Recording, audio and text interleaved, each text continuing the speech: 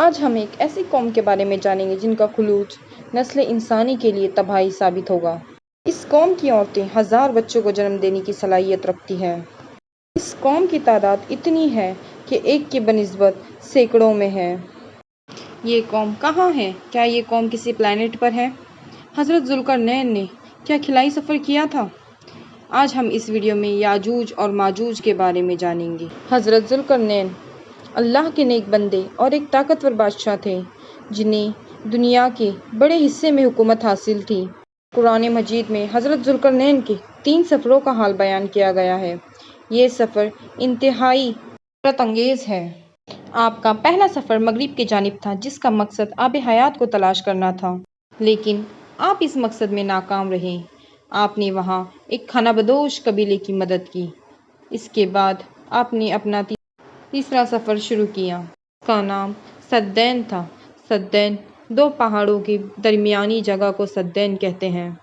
وہاں ایک قوم موجود تھی جس کی زبان سمجھ کے پرے تھی۔ آپ نے ان سے اشاروں میں بات کی۔ اس قوم کے لوگوں نے حضرت ذوالقرنین سے شکایت کی کہ پہاڑ کے اس پار ایک قوم موجود ہے جس کا نام یاجوج اور ماجوج ہے۔ یہ لوگ کافی آتنک مچاتے اور ہم لوگوں پر ظلم کیا کرتے۔ لہٰذا آپ ان کے خلاف کارروائی کریں۔ لہٰذا آپ ہماری مدد کریں جس کے بدلے ہم آپ کو کچھ رقم دیں گے۔ اس پر حضرت ذوالقرنین نے فرمایا، میرے پاس اللہ کا دیا سب کچھ ہے، بس آپ اپنی طاقت سے میری مدد کریں تاکہ میں ان پہاڑوں کے درمیان ایک موٹی دیوار تعمیر کر سکوں۔ ان کے درمیان لوہے اور کوئلہ لکڑیاں بھر کر خوب آگ بھڑکائیں۔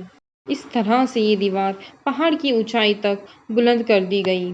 یہ دیوار نہایت مضبوط تھی۔ اب یاجوج اور ماجوج دیوار کے اس طرف قید ہو چکے تھے۔ اب ان کا انسانی آبادی کی طرف آنا تقریباً ناممکن تھا۔ لوگوں نے حضرت ذوالقرنین کو شکریہ کہا، لیکن آپ نے فرمایا کہ یہ وقتی طور پر مضبوط ہے، لہٰذا ہر چیز ایک دن فنا ہو جاتی ہے، لہٰذا یہ دیوار بھی ایک دن ٹوٹ جائے گی اور یاجوج اور ماجوج اس دیوار سے نکل آئیں گے۔ حدیث میں آتا ہے کہ یاجوج اور ماجوج روز اس دیوار کو توڑنے کی کوشش کرتے ہیں، اور جب یہ دیوار توڑنے کے قریب آ جاتے ہیں تب ان کا سردار ان سے کہتا ہے کہ چلو اب بچی ہوئی دیوار کل توڑیں گے۔ دوسرے دن جب یہ دیوار کو توڑنے آتے ہیں تو اللہ کی قدرت سے یہ دیوار پہلے جیسی ہو جاتی ہے، یعنی پہلے جیسی مضبوط ہو جاتی ہے۔ لیکن جس دن اللہ چاہے گا اس دیوار کا وقت ٹوٹنے کا قریب ہوگا تو ان میں سے ایک شخص کہے گا کہ چلو انشاءاللہ باقی دیوار کل توڑیں گے، اور انشاءاللہ کی برکت سے یہ وقت قیامت کے قریب کا ہوگا۔ دیوار کے ٹوٹ جانے کے بعد یاجوج اور ماجوج نکل پڑیں گے۔ یہ لوگ ہر طرف فتنہ مچائیں گے اور زمین پر تالابوں کا پانی پی جائیں گے۔ ہر جاندار چیز کو یہ لوگ کھا لیں گے، سانپ، بچھو وغیرہ یہ لوگ کھا لیں گے۔ درختوں اور جانوروں کو یہ لوگ کھا لیں گے، اور یہ زمین کے ہر بلندیوں اور وادیوں میں دوڑتے پھریں گے۔ اب یہاں پر ایک سوال یہ بھی آتا ہے کہ وہ عظیم دیوار کہاں پر ہے جو حضرت ذوالقرنین نے بنائی؟ محققین نے لکھا ہے کہ یاجوج اور ماجوج کے متعلق ایک سائنسی نظریہ پیش کیا جو قابل غور ہے۔ ان کے نظریے کے مطابق حضرت ذوالقرنین انسان نہیں، ایک فرشتہ تھے۔ روایتوں میں آتا ہے ایک مرتبہ حضرت علی نے کسی شخص کو او ذوالقرنین کہتے سنا اور فرمانے لگے کہ تم لوگوں کے لیے نبیوں کا نام رکھنا کافی نہیں تھا جو فرشتوں کے نام پر اپنا نام رکھ رہے ہوں۔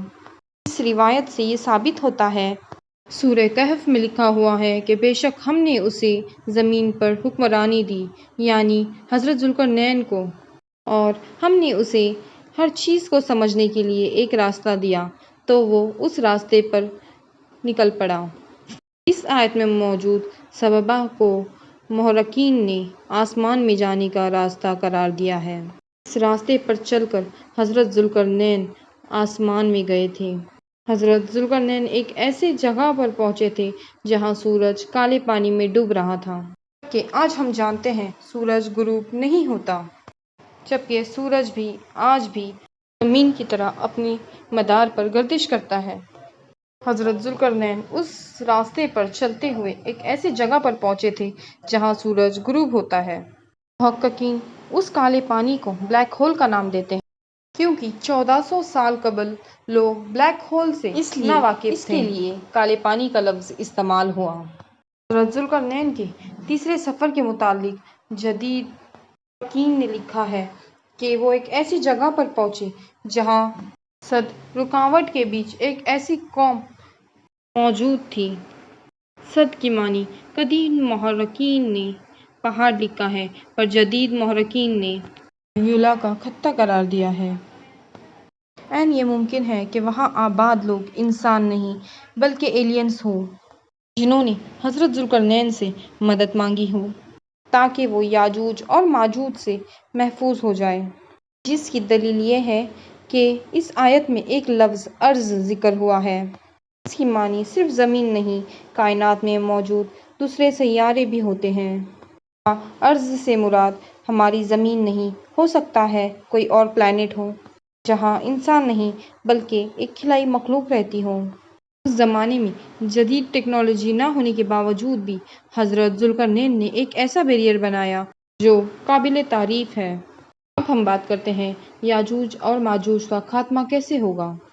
جب حضرت عیسیٰ علیہ السلام ان کے لیے ہلاکت کی دعا فرمائیں گے تب اللہ اس مخلوق کی گردنوں میں کیڑے پیدا کرے گا جس سے یہ لوگ فوراً مر جائیں گے۔ پورے زمین پر ان کی لاشوں کی گند پھیل جائے گی۔ پھر اللہ سبحانہ وتعالیٰ ایک قسم کے پرندوں کو بھیجے گا۔ یہ پرندے جہاں اللہ سبحانہ وتعالیٰ چاہے گا وہاں ان کی لاشوں کو پھینک آئیں گے تو یاجوج اور ماجوج کا خاتمہ ہو جائے گا۔